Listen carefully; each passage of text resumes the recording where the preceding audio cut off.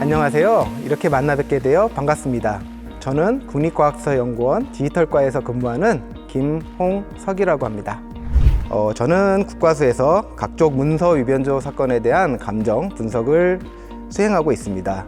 오늘 이 시간에는 제 업무와 관련된 내용 중에 여러분의 일상생활에 도움이 될 만한 위조 지폐에 대한 다양한 정보를 알려드리고자 합니다. 내용은 다음과 같은 순서로 진행하고자 합니다. 위조 지폐란 무엇인지에 대해서 알아보고 위조 지폐를 만들거나 사용하면 어떻게 되는지, 물론 처벌을 받게 되겠죠. 알아보겠습니다.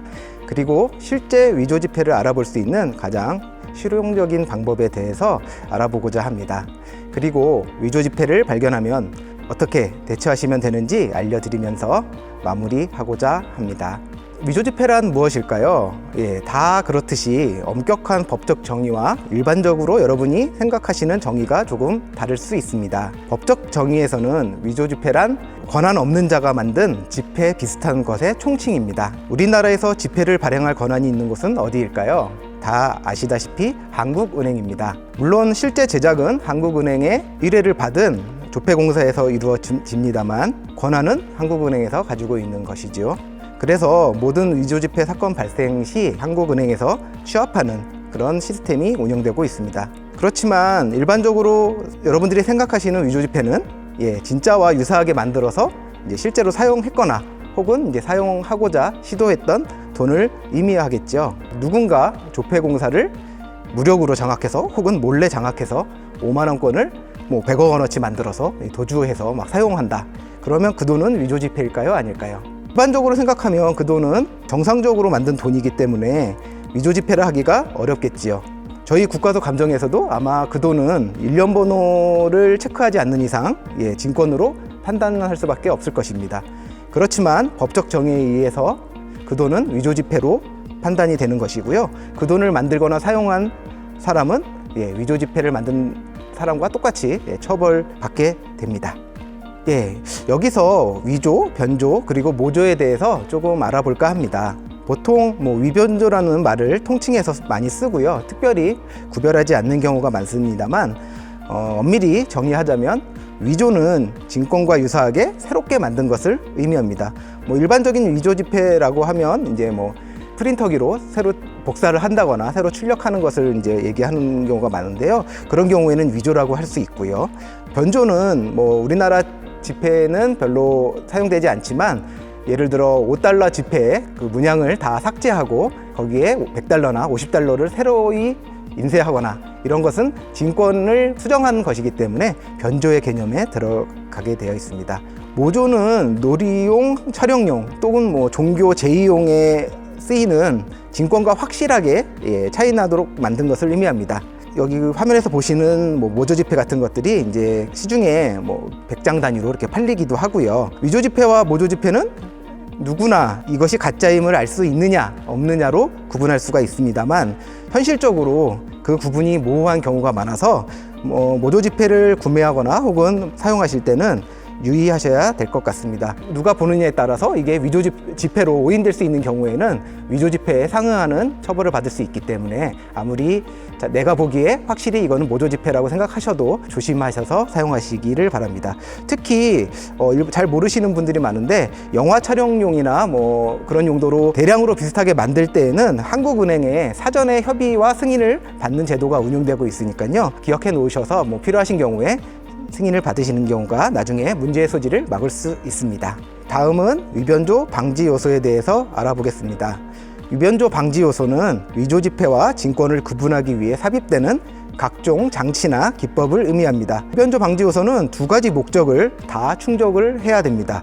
우선은 위조 지폐를 만들기가 어렵게 비슷하게 만드는 것은 좀 어려워야 되고요. 일반인이 쉽게 있다 없다 혹은 진짜다 가짜다 등을 확인하기가 쉬워야겠지요. 그래서 위변조 방지 요소는 일반인이 구하기 힘든 고가의 특수 잉크나 필름, 그리고 기본적으로 블록 인쇄를 위한 원판 같은 제작기구 등을 통해 구현됩니다. 사실 지폐는 소재부터가 일반적인 종이가 아닌 일종의 천으로 만들어져 있고요. 외국의 경우에는 아예 플라스틱 필름으로 지폐가 제작되기도 합니다. 일반인에게 공개된 위변조 방지 요소는 크게 촉감, 그리고 조명을 뒤쪽에서 비추어 보는 투과광, 그리고 빛이나 눈의 각도를 달리했을 때 나타나는 현상, 이렇게 세 가지를 이용해서 볼 수 있습니다. 결국 위변조 방지 요소는 제작 비용과 연결되기 때문에 각국의 지폐에 담긴 위변조 방지 요소를 살펴보면 그 나라의 국력과 어느 정도 비례한다고 보실 수 있습니다.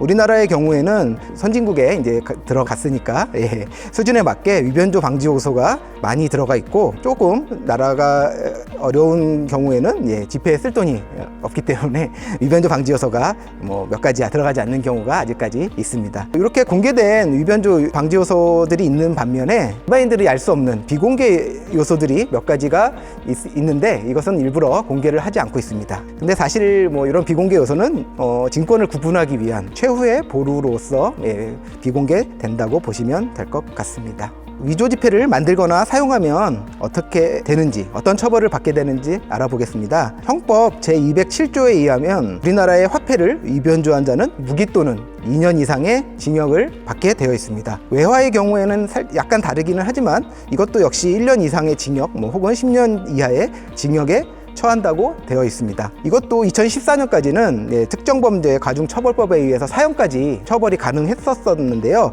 다른 죄와의 형평성 관계로 헌법재판소의 위헌 판정을 받아서 무기징역으로 하향되었습니다. 위조지폐를 제작하는 경우는 엄중하게 처벌받는다는 점을 기억해 두시면 좋겠고요. 그럼 만들지는 않고 나는 사용만 했다라면 괜찮을까요? 그것도 조금 말은 어렵지만 같은 법 제4항에서 똑같은 처벌을 한다고, 제작한 경우와 똑같은 처벌을 한다고 되어 있습니다. 즉 우리나라의 지폐를 위조해서 만들든 사용하든 최대의 무기징역까지 처해질 수 있습니다. 위조 지폐와 관련된 법 조항이 형법 제211조에도 있는데요. 유사한 물건을 제조하거나 판매해도 처벌될 수 있다고 되어 있습니다. 그래서 앞에서 보여드린 모조 지폐도 엄밀히 말하면 처벌될 수 있으니 조심해야 된다고 말씀드린 겁니다. 그리고 앞서 위조 지폐를 만들려는 계획만 가져도 5년 이하의 징역에 처해질 수 있습니다. 다른 죄에 비해서 굉장히 처벌이 세 보이는데요. 사실 다른 나라도 위조 지폐와 관련된 처벌은 보통 사형까지 가능할 정도로 엄중히 처벌하고 있습니다. 위조 지폐는 한 나라의 존망을 결정할 수 있을 정도로 그 파장이 크기 때문입니다. 그럼 주요 위조 지폐 사건에 대해서 알아볼까요? 한국은 비교적 위조 지폐 청정국이라서 조직적으로 혹은 자본을 많이 투입해서 만든 위조 지폐 사건은 아직까지 크게 보고된 적은 없습니다. 대부분 집에서 개인적으로 컬러 프린터를 이용해서 복사한 수준의 누구나 쉽게 구분이 가능한 위조 지폐 사건이 자주 발생하는 편이고요. 그러나 지금 설명드릴 277-2464 5,000원권 국권 사건은 비록 개인이 컬러 잉크젯을 써서 만들었지만 5만 장이 넘는 5,000원권을 만들어서 유통시킨 매우 큰 이슈가 된 사건이었습니다. 당시 발행 중이던 5,000원권은 위변조 방지 요소가 거의 없어서 위조 지폐 구분이 쉽지 않았던 점을 파고들었던 것이고요. 일련 번호 중간이 공통적으로 277-2464라는 공통점이 있었습니다. 다행히 범인은 시민의 제보로 붙잡혀서 중형을 선고받았고요. 이 사건의 여파가 얼마나 컸냐 하면 한국은행에서 위변조 방지 요소를 많이 투입한 새로운 디자인의 5,000원권을 발행하는 계기가 되었고, 그때 유통시킨 5,000원권 국권이 아직도 시중에 유통되고 있어서 저희한테도 1년에 몇십 건 정도 감정일해가 들어올 정도로 시중에 돌아다니고 있으니까요. 혹시 5,000원권 국권을 보신다면 일련 번호가 277-2464가 아닌지 확인해 보셔도 좋을 것 같습니다. 외국의 경우 가장 유명한 것은 $100 국권 슈퍼노트인데요. 사실 이 슈퍼노트는 엄청난 자본과 기술이 투입되어서 진권에 있는 대부분의 위변조 방지 요소가 동일하게 들어가 있습니다. 거의 동일합니다. 일반인은 구별하기가 쉽지가 않고요. 미국 재무부 역시 위변조 방지 요소를 강화한 신권을 발행하기도 했지요. 신권이 나오기 전에는 히포노트가 증권의 디자인 변경이나 혹은 그 위변조 방지 요소의 변경을 동일하게 진화시키는 등 정말 조직적인 위조지폐 제작 및 유통권으로 보시면 될 것 같습니다. 이렇게 중차대한 위조지폐 사건을 막기 위해서 한국은행과 조폐공사, 국가정보원, 경찰청, 관세청 그리고 저희 국립과학수사연구원이 유관기관 협의체를 만들어서 운영하고 있습니다. 1년에 2번 정도 협력회의를 개최해서요, 위조지폐 관련 정보를 교환하고 대응책을 마련하는 자리를 갖고 있습니다. 이러한 노력을 통해서 한국은 위조지폐 발생률이 세계적으로도 가장 적은 나라가 되었다고 자부하고 있습니다. 그럼 오늘의 핵심인 위조지폐 확인하는 법을 알아볼까요? 사실 위조지폐 확인법은 다양한 기관에서 많이 홍보하고 있어서 저는 오늘 그 중에서도 가장 기억하기 쉽고 현실적으로 효과가 큰 방법들만 정리해 드리고자 합니다. 모든 위변조 방지 요소는 다 확인하기도 어려울 뿐더러 오래 사용한 지폐 같은 경우에는 변형되는 경우도 있기 때문에 지금부터 설명드릴 요소들만 확인하셔도 우리나라에서 발생하는 위조지폐는 대부분 구분이 가능하실 겁니다. 첫 번째 요소는 은화입니다. 한자로 숨은 그림이란 뜻이고요. 좌측에 각 권종별로 거의 같은 공백 부분을 조명에 비춰보시면 됩니다. 그러면 우측과 같이 각 권종별로 위인분들의 숨어있던 초상화와 액면가가 보이게 되지요. 여기서 주의하실 점은 각 초상의 디자인입니다. 바깥에 보이는 초상화와 닮긴 하였습니다만 좌우가 이렇게 바뀌어져 있고 눈매나 인매가 조금씩 다른 인상이 조금 다른 초상화가 들어가 있습니다. 위조지폐의 경우에는 이러한 은화가 아예 관찰되지 않거나 혹은 디자인이 이제 바깥쪽 초상을 복사해서 사용하는 경우가 많기 때문에 똑같이 생기거나 하는 경우가 있습니다. 지금 보시는 은화와 같이 나타나지 않는다면 위조지폐임을 강력히 의심해 보실 수 있습니다. 다음은 앞뒷면 맞춤입니다. 이건 역시 은화처럼 각 권종별로 비슷한 위치에 있고요. 조명 등을 뒤에서 비추어 보면 앞 뒷면의 부분적인 무늬가 합쳐져서 최종적으로 지금 보시는 것과 같은 태극 무늬로 나타나게 됩니다. 위조지폐는 앞 뒷면의 위치를 정확히 맞추기가 어렵기 때문에 태극 무늬가 제대로 보이지 않습니다. 무늬가 일치하지 않는 형태를 보신다면 이것은 역시 위조지폐일 가능성이 매우 높습니다. 다음은 홀로그램 그리고 은선입니다. 보시면 아시겠지만 특수한 필름을 통해서 빛의 각도나 눈의 각도 등에 따라서 무늬나 색깔 등이 여러 가지로 보이게 됩니다. 이러한 특수 필름은 구하기가 어렵기 때문에 조잡한 방법으로는 비슷하게도 위조할 수 없기 때문에 매우 위폐를 구분하기 좋은 요소입니다. 마지막으로 택변한 잉크입니다. 이 요소는 보시는 것 같이 각 권종의 뒷면에 위치하고 있고요. 보시는 사진은 저희가 거울을 비스듬히 갖다 대서 촬영한 사진으로 눈으로 봤을 때도 각도를 기울여서 보게 되면 이렇게 색깔이 다 다르게 나타납니다. 이러한 잉크도 특수 잉크로서 굉장히 고가이고 비슷하게 만들 수가 일반인의 수준에서는 불가능하죠. 그렇기 때문에 이러한 특징도 살펴보신다면 위조지폐를 구분하는 데 큰 도움이 되실 겁니다. 이렇게 앞서 설명드린 4가지 요소를 보시면 증권인지 위조지폐인지를 대부분 구별할 수 있을 거라 생각되고요. 그래도 잘 모르겠다, 확실히 알고 싶다 하신다면 다음 페이지와 같이 경찰에 도움을 요청하시는 방법이 있습니다. 자, 위조지폐를 발견했을 경우 혹은 의심스러울 경우 어떻게 하면 될까요? 우선은 경찰을 부르시면 됩니다. 경찰 신고는 112죠. 각 경찰서에 위조지폐 사건을 전담하시는 수사관분들이 있기 때문에 잘 처리해 주실 것이고 여러분께서는 협조만 잘 해주시면 됩니다. 경찰분이 오실 때까지 위조지폐에는 가능하면 손을 대시지 않는 것이 혹시 지문이나 DNA 등 범인을 잡기 위한 수사 진행 시에 도움이 될 것이고요. 이 위조지폐를 어떻게 내가 획득하게 되었는지 잘 기억해 놓으셔서 수사관님께 얘기하시면 될 것 같습니다.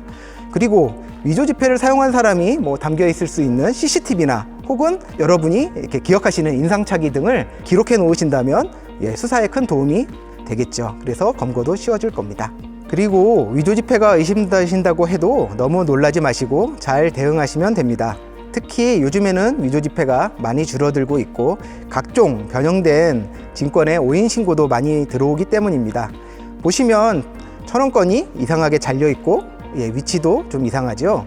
이것은 기념품으로 나온 자르지 않은 전지 지폐, 즉 1,000원권이 20장, 50장 한꺼번에 인쇄된 전지 지폐를 잘라서 사용한 것이 위조 지폐로 오인되어 신고된 건입니다.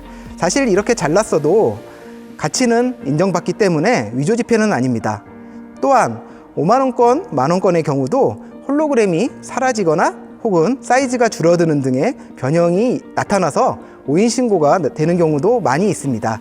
따라서 이런 사건이 발생할 경우에 저희의 감정으로 증권으로 판정해 드리면 다시 돌려받으실 수 있고 은행에 가서 다시 정상적인 돈으로 교환하실 수 있기 때문에 크게 걱정하지 않으셔도 될 것 같습니다. 이상으로 위조 지폐에 대해서 알아보는 시간을 마치겠습니다. 오늘 보신 내용이 생활하시면서 혹시 위조 지폐를 접하셨을 때 대응하시는데 조금이라도 도움이 되었으면 좋겠고요. 앞으로도 저희 국립과학수사연구원에 많은 관심과 성원 부탁드립니다. 감사합니다.